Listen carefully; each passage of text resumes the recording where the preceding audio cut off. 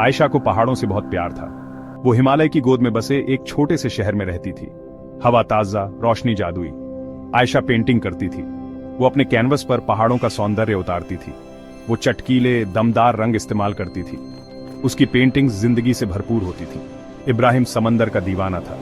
वो एक तटीय शहर में रहता था। समुद्री हवा उसका साथी, लहरों की आवाज उसका संगीत। इब्राहिम एक मूर्तिकार था। वो लकड़ी और पत्थर से मूर्तियां बनाता था। उसे बेकार और भुला दी गई चीजों में खूबसूरती नजर आती थी। उसकी मूर्तियां खुरदुरी लेकिन नाजुक होती थी। वो समंदर की ताकत और नाजुकता की कहानी कहती थी।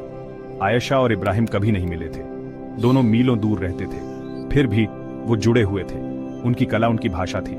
ये कुदरत से उनके प्यार के बारे में बोलती थी। ये उनके सपनों की बात करती थी। उनकी आत्माएं भले ही अनदेखी एक दूसरे से जुड़ी थी। उन्होंने अपने दिल अपने कैनवस और मूर्तियों पर उंडेल दिए। उनकी कला उनके भीतर के इंसान का अक्स थी। और कहीं उन ब्रश स्ट्रोक और नक्काशीदार किनारों में एक अनकही प्रेम कहानी शुरू होने लगी। एक दिन आयशा ने एक आर्ट फेस्टिवल का नोटिस देखा। ये एक समुद्र तटीय शहर में होना था। आयशा ने एक खिंचाव महसूस किया। वो हमेशा से समंदर की ओर आकर्षित रही थी। उसने इसमें भाग लेने का फैसला किया। उसने अपने कैनवस और सपने पैक किए। वो एक नई जगह के सफर पर निकल पड़ी। इब्राहिम इस फेस्टिवल में नियमित आता था। उसे कला के अलग अलग रूप देखना अच्छा लगता था। वो कलाकारों से बातें करना एंजॉय करता था। इस साल कुछ अलग सा लग रहा था। हवा में एक बेचैनी सी थी। वो इसे समझा नहीं पा रहा था। फेस्टिवल शुरू हुआ। आयशा की पेंटिंग्स सबसे अलग थीं। रंग जीवंत थे। पहाड़ सांस लेते हुए लग रहे थे। लोग देखते ही रह गए। उन्हें कलाकार की आत्मा से एक जुड़ाव महसूस हुआ। इब्राहिम मोहित हो गया। उसने ऐसे पहाड़ कभी नहीं देखे थे। पेंटिंग्स ने उसे अपनी ओर खींच लिया। उसे एक अजीब सी तड़प महसूस हुई। उसे कलाकार से मिलना था। भीड़ भरे कमरे में उनकी नजरें मिली। एक पल के लिए दुनिया गायब हो गई। बस कला और अनकहा रिश्ता बाकी था। वो उसके जुनून की ओर खींचा चला गया। वो उसकी गहराई में खो गई। वे घंटों बातें करते रहे। उन्होंने कला, जीवन और अपनी प्रेरणाओं पर चर्चा की। आयशा ने पहाड़ों में मिलने वाली शांति के बारे में बताया। इब्राहिम ने समंदर की कहानियां सुनाई।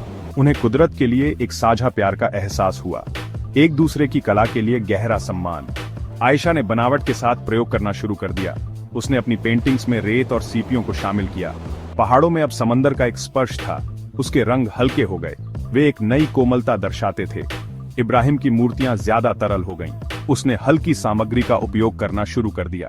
खुरदरापन अभी भी था, लेकिन अब यह एक नाजुक कला के साथ गुंथा हुआ था। उसकी मूर्तियां हवा में नाचती हुई लग रही थीं। उनकी कला बदल रही थी। यह उनके बीच पनप रही अनकही भावनाओं को दर्शाती थी। हर स्ट्रोक, हर कर्व एक मूक प्रेम पत्र था।